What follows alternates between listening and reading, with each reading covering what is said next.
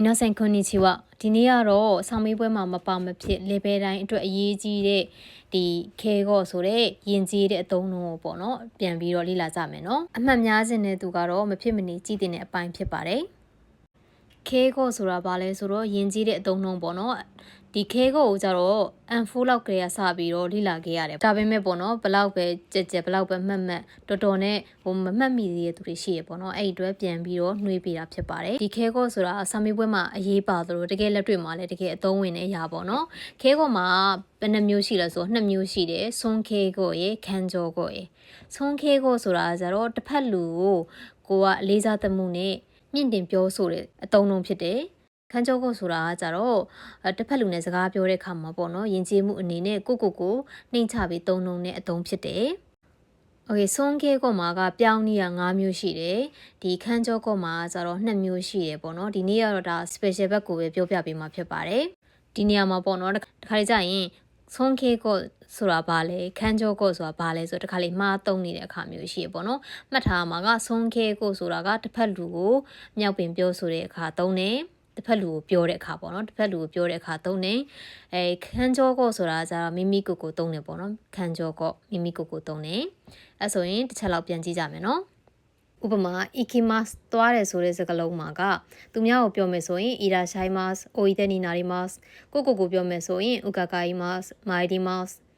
例えば私がそこに伺いますကျွန်တော်ကအိမ်ညာကိုသွားမယ်ဆိုတဲ့ပုံစံမျိုးပေါ့နော်ဒါကိုတော့ရမယ်စကားဖြစ်ပါတယ်ဥပမာキマスဆိုရင်တစ်ဖက်လူကိုပြောမယ်ဆိုရင်イラシャイマスおいでになります見えますပေါ်နဲ့တူတူပဲပေါ့နော်ကိုပြောမယ်ဆိုရင်伺います参りますဥပမာထားပဲမနိုမီမဆိုရင်ဘယ်လိုပြောမယ်ဆိုရင်မေရှီယာဂါရီမတ်ကိုပြောမယ်ဆိုရင်အီတာဒါကီမတ်နောက်တစ်ခုကအီမတ်ဆိုရင်တစ်ဖက်လိုပြောမယ်ဆိုရင်အီရာရှိုင်းမတ်အိုရီမတ်မီမတ်ဆိုရင်တော့တစ်ဖက်လိုပြောမယ်ဆိုရင်ဂေါ်ဒန်နီနာရီမတ်ကိုပြောမယ်ဆိုရင်ဟိုင်ကန်ရှိမတ်အီမတ်ဆိုရင်တစ်ဖက်လိုပြောမယ်ဆိုရင်အိုဆိုင်မတ်ကိုပြောမယ်ဆိုရင်မိုရှိမတ်ဥပမာ私の名前はテッドと申します。Okay နောက်တစ်ခုက知りますဆိုရင်တစ်ဖက်လူကိုပြောမယ်ဆိုရင်ご存知です。ကိုပြောမယ်ဆိုရင်存じます。Okay နောက်တစ်ခုကしますやりますလုပ်မယ်ဆိုရင်တော့တစ်ဖက်လူကိုပြောမယ်ဆိုရင်なさいますကိုပြောမယ်ဆိုရင်いたします。ဥပမာお願いしますလို့ကိုကတောင်းဆိုတဲ့ခါကျရင်ပို့ပြီးယဉ်ကျေးအောင်お願いいたしますဆိုပြီးတော့သုံးတယ်ပေါ့နော်အာယီမတ်ဆိုရင်တော့ဒီဆွန်ခဲကိုမရှိဘူးပေါ့နော်တစ်ဖက်လူပြောရမယ့်ဟာမရှိဘူးကိုပဲပြောရမယ့်ဟာရှိတယ်။အိုမေနီခါခါရီမတ်နောက်တစ်ခုကမိုရာယီမတ်ဆိုရင်လေတစ်ဖက်လူကိုသုံးတဲ့ဆွန်ခဲကိုမရှိဘူးပေါ့နော်။တာကီမတ်ဆိုပြီးတော့ခန်ဂျောကိုသုံးတဲ့ဟာပဲရှိပါတယ်။နောက်တစ်ခုကခူရဲမတ်အာဂေမတ်ဆိုတာကတခြားလူကနေကိုကိုပေးတာအာဂေမတ်ဆိုတာကကိုကတခြားသူကိုပေးတာပေါ့နော်။အဲ့တော့ခူရဲမတ်တခြားသူကကိုကိုပေးတာဆိုတော့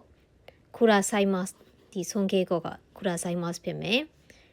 ဒီခန်းကြောကိုပြောတာကြတော့ဆာရှီယာဂေမတ်ဥပမာ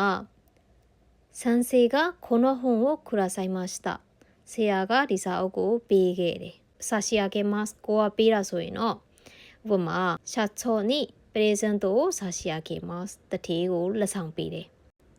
โอเคဒါဆိုရင်နောက်ထပ်ပေါ့နော်ဆွန်ခဲကိုခန်းကြောကိုပြောင်းနည်းလေးတွေကိုနောက်ရကြရင်ထပ်ပြီးတော့သင်ပေးပါမယ်အခုလောလောဆယ်တော့ဒီ special value တွေကိုလေ့လာထားတယ်မှတ်ထားတယ်ဆိုရင်စာမေးပွဲအတွက်ကတော့လုံးဝအသုံးဝင်မှာဖြစ်ပါတယ်